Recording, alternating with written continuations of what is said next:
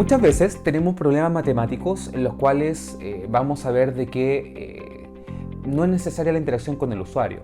Para eso vamos a tener valores literales, ciclos definidos, condiciones muy exactas, etcétera, etcétera. Y a eso se le va a denominar aplicaciones no interactivas. En este video vamos a ver el primer caso y el primer ejemplo de la estructura de una aplicación y vamos a ver cómo desarrollamos una aplicación interactiva. La estructura de una aplicación, ya sea interactiva o no interactiva, básicamente está definida por el uso de clases y métodos. Cuando creamos un proyecto nos damos cuenta que nos pide un nombre y ese nombre después se coloca automáticamente acá como identificador de nuestra clase. Ese nombre no puede cambiar ni ser alterado en el tiempo debido a que tiene una directa relación con la creación del proyecto. Y luego todo nuestro código va a tener que ir escrito dentro del bloque main, ahí está destacado, y a esto se le va a llamar método main o método principal. Aquí vemos un ejemplo de un código no interactivo en la cual nuestra clase principal se va a llamar factorial1, el método main o la firma del método generalmente no se altera y acá hacemos todas las acciones que nosotros queríamos dentro de la llave correspondientes. En la aplicación de este código básicamente es el cálculo de un factorial donde dice que tiene una variable llamada número, una variable llamada i y una llamada factorial.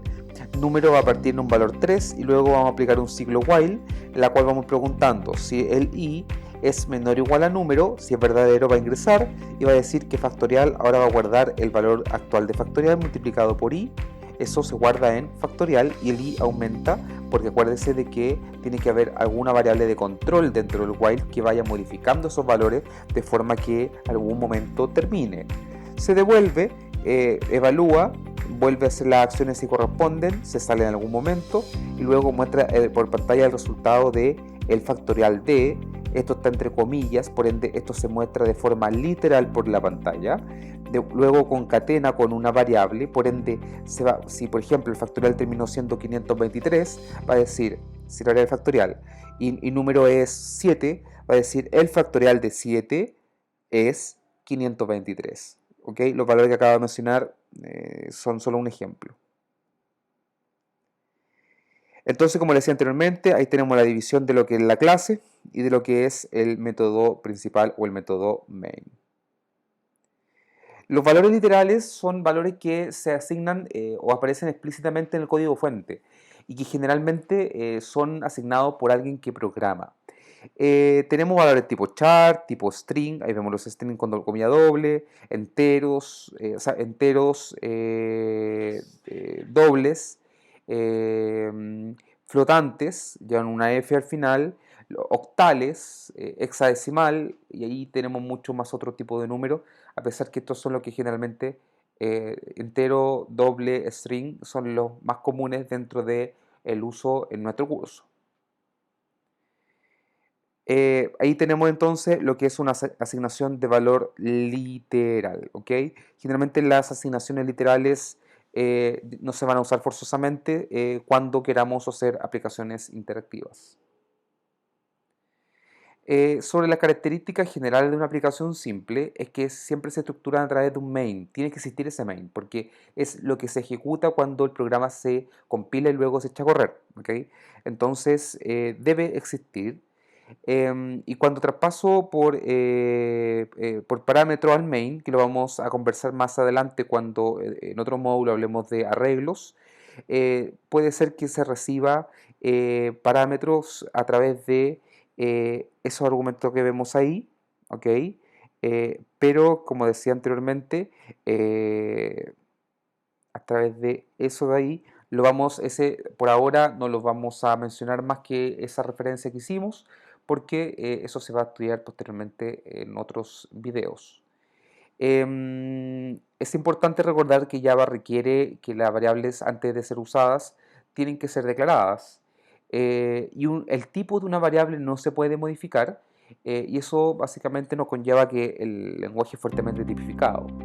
Recordar que ya lo mencionábamos anteriormente, que ya distingue entre mayúsculas y minúsculas y las expresiones siempre se evalúan en precedencia matemática, multiplicación, división, suma y resta de izquierda a derecha.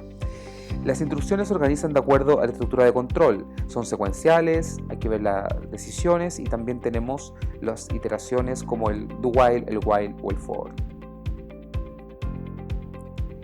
Las instrucciones, nunca olvidar que deben finalizar con un punto y coma, si no se nos va a producir un error que es muy común, pero uno de los más básicos.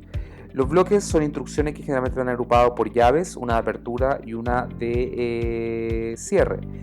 Los bloques pueden pertenecer no solo a una clase, un main, sino que también puede ser a una estructura de control como un if o a un ciclo repetitivo, por ejemplo, un for. Es importante documentar los programas, hacer comentarios explicativos cuando sea necesario y recordar de que cuando yo hago programas que en general sus variables y la nomenclatura utilizada es representativa, requiere de menos documentación. Las convenciones finales que nosotros vamos a tener en este curso y que usted debe respetar es que las variables parten con su primera palabra, primera letra en minúscula y las siguientes en mayúsculas. Si se dan cuenta, ahí tenemos un ejemplo. En el caso de las clases, todas van a ser cada palabra va a ser en mayúscula y los métodos vamos a tener lo mismo que las variables. En este caso, métodos los vamos a dejar pendiente porque por ahora no los vamos a utilizar mucho. Todo lo que viene posteriormente a lo que acabamos de ver se fundamenta y se basa en una aplicación no interactiva. Es por eso que es importante comprender el bloque, la estructura de la aplicación, el uso de las variables, ciclos, etcétera, etcétera, en sentido de dar una respuesta y una solución a los problemas que vayamos recibiendo.